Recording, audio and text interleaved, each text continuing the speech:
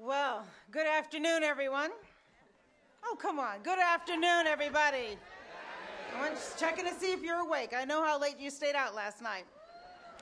So, Susan, thank you for that incredible introduction. I was wondering maybe if you could come along with me every time I speak and give that same introduction. Of course, I also want to congratulate you on the WIG Award. Come on, a round of applause. I thank President Oxtoby for this incredible invitation and honor. I've had the pleasure of knowing David and Claire for over 2 decades since their son and my daughter were in nursery school together. So, this is a very special day for me. I also want to thank, of course, Jean Buckley, the president of the Board of Trustees, the rest of the Board of the Trustees, the faculty, the Honorary Degree Committee for this tremendous honor. It's a pleasure for me to receive this degree from such a prestigious institution with my fellow honorees and also without having to take a single final exam. Eat your hearts out, class of 2004. But to the class of 2004, this is your day. And so for that, I want to offer my congratulations to you. You're about to embark on an incredible journey. And as painful as it is to say goodbye to heaven on earth right here in Pomona, trust me, the best is yet to come.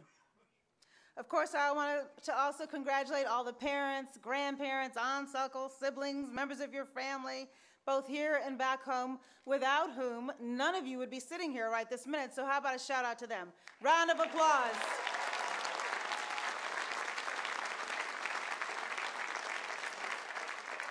Thanks to their support and the incredible instruction and encouragement of the faculty and the staff right here at Pomona, you are now poised to write your next generation's chapter in our collective history. And I hope you feel a little pressure, just a little pressure right there. It does feel really good to be back in California. As you may know, I'm a Stanford alum, where our mascot is maybe admittedly just a little less intimidating than your mascot. Sometimes I forget just how relaxing and friendly everyone is out here. I don't know what I am doing in Washington. I belong right here with you.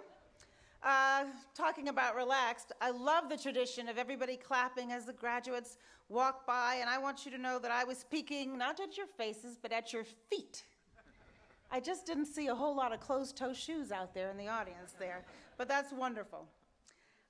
Which reminds me, though, I've been asked to encourage all of the members of the new Alpha Phi fraternity sorority to please keep your gowns zipped up.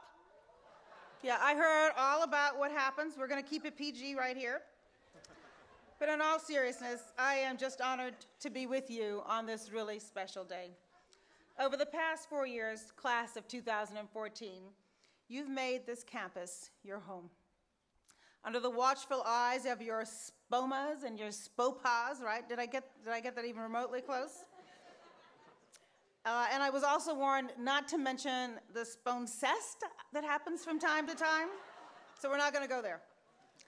You have no doubt made lifelong friendships as you grew to understand and appreciate both the rewards and the responsibilities that go along with being a member of this very special Pomona family. Now, as you leave campus, I urge you to hold fast to your extended family, for those relationships will only grow much more precious if you continue to nurture them. My best friend from college, Gwen Poindexter, that's a name you never forget, right? Remains one of my closest friends to this day. In fact, not long ago, when Peter O'Toole died, we exchanged emails, literally, they passed each other in cyberspace, remembering how we sat and watched one of my favorite movies, Goodbye, Mr. Chips, which I encourage everybody to watch, and we cried together at the end. But it is the bonds that we shared since graduation and the hard work that we did to maintain that incredible bond and friendship over the years that has solidified our lifelong friendship. I also encourage you to embrace the philosophy of Ellen Johnson Sirleaf, the president of Liberia and the first African woman head of state, who famously said, "If your dreams do not scare you, then they're not big enough. Your Pomona diploma is evidence that you are among the best and the brightest. You've proven that you're smart. You've proven that you know how to work hard. You've proven that critical thinking is something that you embrace. So the question now becomes, do you have the courage to succeed in the real world? Each of you has had an irrefutable potential to achieve your wildest, far-reaching dreams. And in fact, I've heard many of you are off to a pretty good start. Johnny Heyoung, are you here today? Where's Johnny? I know you're out here somewhere. So for example, Johnny has conducted in-depth research to maximize the impact of global aid to empower young girls. Love that.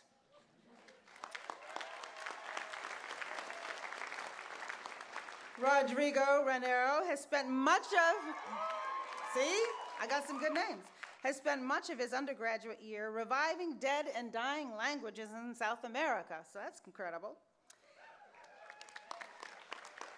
Diana Ortiz. Now, she intends to follow her passion for faith-based activism on immigration reform and the rights of farm workers at Harvard University, you know, that Pomona of the East. So we wish her luck, too. So it seems that the Pomona faculty must have done something right. So whether it's Professor Shahariari, who flipped off his sandals and flails his arms wildly until calculus somehow just starts to make sense, or Professor Flappin, sometimes jarring but always charmingly honest while answering her irrelevant question of the day, or Professor O'Leary unlocking the secrets of organic chemistry with his mastery of colored chalk. If only for the colored chalk, I might be a physician today. But now, as you leave behind your ready access to their teaching, I hope you have the courage to embark on a lifelong passion for learning from a richly diverse range of people and places and experiences that you actively seek along life's journey. And if you aren't scared yet, you really should be. Now, I'll tell you a little secret. I have had the extraordinary privilege of meeting some of the most important, effective leaders in the world. I've never met a single one who wasn't scared. Some hide it better than others, but all have found the courage to overcome their fear and listen to their own voices, even when that voice is much softer than the voices that surround them. To trust their gut, to take calculated risks, to advocate for themselves while running the risk of rejection, to follow their both personal and professional passions. Now, passion evolves or even changes over time. And I have news for you, not every moment at home or at work is going to be totally fulfilling, but over the arc of your life, you must really care about what you do. And if you stop caring, you have to have the courage to be flexible and change course when opportunity knocks, and it often knocks at the most inopportune moments. Think of John Payton, who's one of your revered alum, who is also a very dear friend of mine. John passed away in 2012, but his legacy remains so strong. He had an incredible career, including serving as the president of the NAACP Legal Defense Fund for 4 years, and the lead counsel who successfully defended the University of Michigan and the University of Michigan Law School, my alma mater, before the United States Supreme Court in a landmark case on affirmative action. Now, he started out doing what? He was an admissions officer right here, doing an amazing job, but I think the world is grateful that he changed course.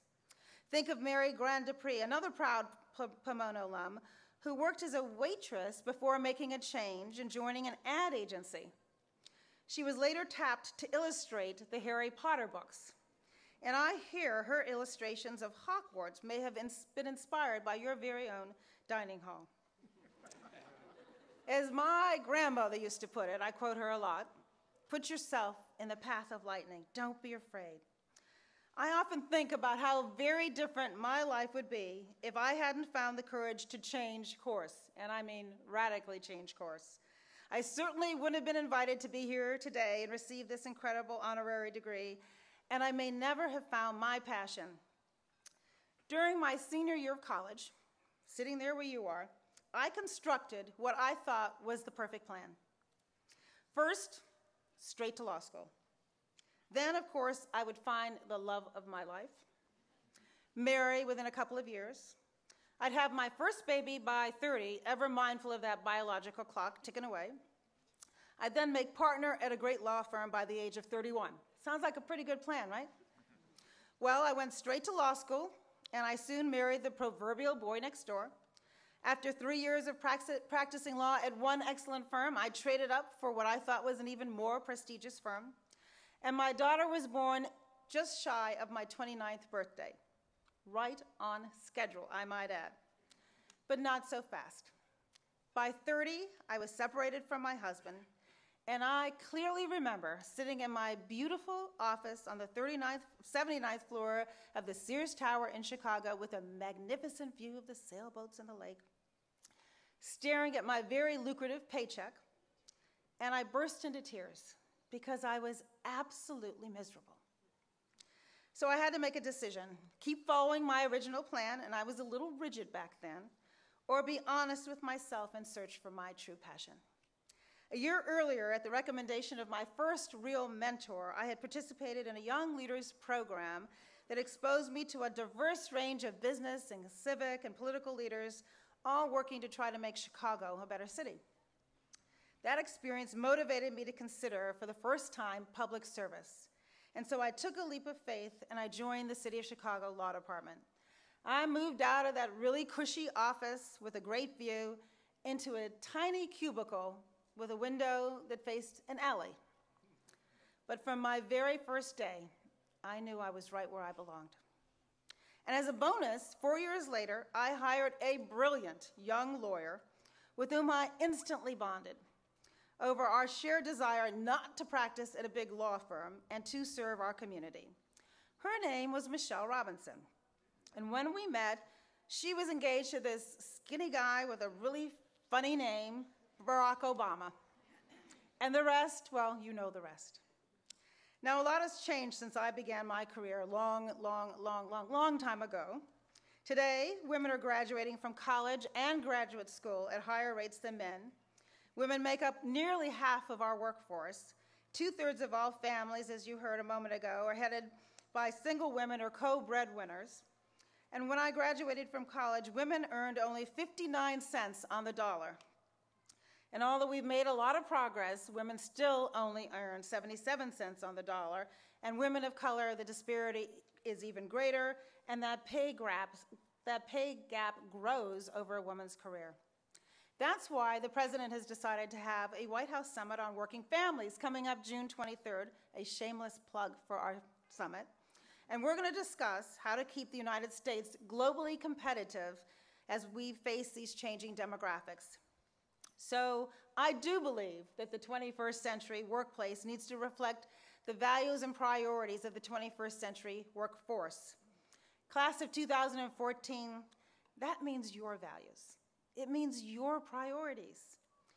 At the summit, we're going to highlight the best practices of workplace flexibility and closing the pay gap and creating opportunities for promotion and paid leave for sick leave and maternity leave and paternity leave and to take care of our elder parents. And as many other improvements as we can think of to improve the workplace so that it can be expected to retain and attract the talent that we're seeing right here in front of us. But here's the thing. You all have to have the courage to speak up. You have to advocate for yourself over and over and over again and fight for that balanced life. I've often said that in life you can have it all, but not necessarily at the same time. But I also believe that the 21st century workforce shouldn't have to choose between family and success. Evidence shows that employers who recognize the importance of balance end up with a more productive workforce with less turnover and more profitable. So class of 2014, if you have suggestions, you can tweet me at VJ44. Let me know what you think you need in order to thrive in the workplace. Speaking of technology, these advances in technology have provided another source of fundamental change, dramatically improving our productivity and how we interact.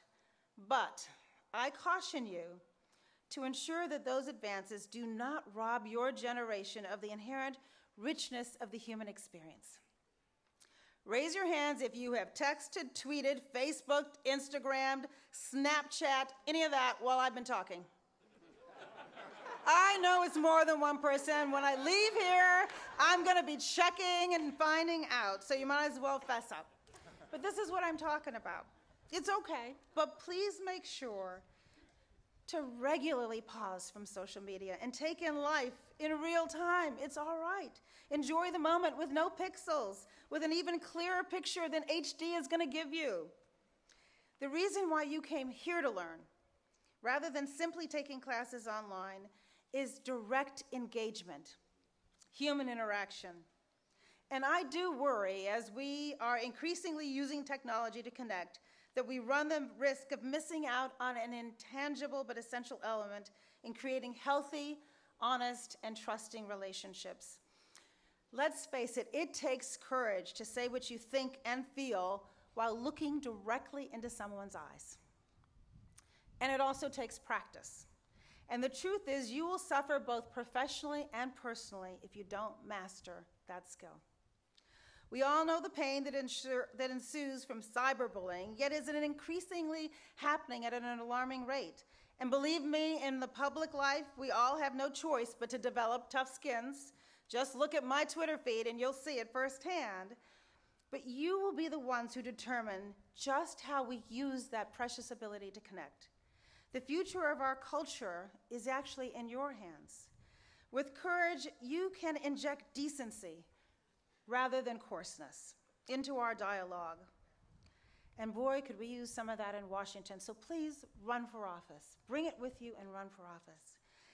And you can begin right now by putting down the phone when you have dinner with your families tonight. I know that you're all going to have dinner, and so when you do, and now I'm not here to lecture you, so don't get touchy. That was just a gift to your family. Hashtag you're welcome. But also remember that before I hire anybody, I always check out everything that they've been doing online. And believe me, we have ways of finding out everything you've been doing online. All right, so that was actually funnier than I intended it to be. Having cautioned you about the internet, I also want to remind you that everybody makes mistakes. Goodness knows, everyone. And you just can't allow those mistakes to paralyze you or the fear of anticipating the inevitable failures of life that lie ahead. And I mean that, inevitable failures. And while you're going to need courage to take risks and try new paths, you're also going to need courage to have resilience, to learn to laugh, bounce back, learn from your mistakes whenever you stumble and fall. One more subject that I'm sure your family is going to appreciate is your health. There's a reason why we call your generation young invincibles. You actually think you're young and invincible. But even though you feel like $1 million today, life can throw you a curveball. It's not courageous to gamble with your life. As you graduate, you too are going to have the opportunity to have insurance, health insurance. You can receive it through your job. You can stay on your parents' plans until you're 26. Your parents are delighted to know about that. Or if you don't have those options, you can go to the very, very smoothly working healthcare.gov and sign up for health insurance. I was going to edit this out, but just one more thing. By the way, do you know the number of Americans with health insurance who did not have health insurance before the Affordable Care Act was passed? 47 million. 47. 47's everywhere these days. Now, class of 2014, when I was in your place, it would have been inconceivable to me that one day I would serve as a senior advisor to the President of the United States or even work in the White House, because it wasn't in my plan. But I know your dreams are far greater than mine. And the experience that you've had here at Pomona has been so enriched by a buffet breakfast delivered to you so eloquently by Emma, who I am happy to quote. that you are far better prepared than I could have possibly been to be citizens of the world, a shrinking world. So please believe in your infinite possibilities. I can't imagine a more pivotal or exciting moment to be entering adulthood. The diploma you're about to receive is definitely well-earned, but it is also a gift, one which remains out of reach for far too many of your peers across America and across the world. It is not a gift to simply be treasured. It carries with it a new set of expectations and responsibilities to leave the world better than you found it. One of my favorite quotes is from Dr. Martin Luther King Jr. when he said that the arc of the moral universe is long, but it bends towards justice. Last year, at the 50th anniversary of the March on Washington, President Obama added that the arc does not bend on its own. It bends because of each of us in our own ways putting our hand on that arc, and we bend it in the direction of justice.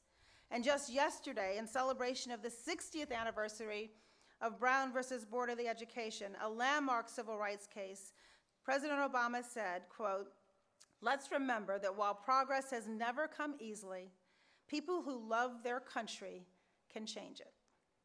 So please, class of 2014, remember that real progress is only possible if each of you recognize your awesome power to shape the future of our country and the world, and have the courage to use that power for good.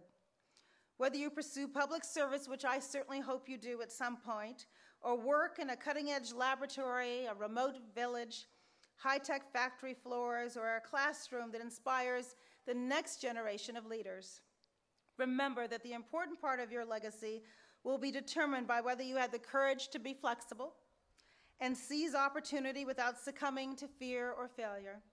Not just looking out for yourself, but promoting opportunity for all and leaving the doors that you walk through just a little wider for those who follow behind.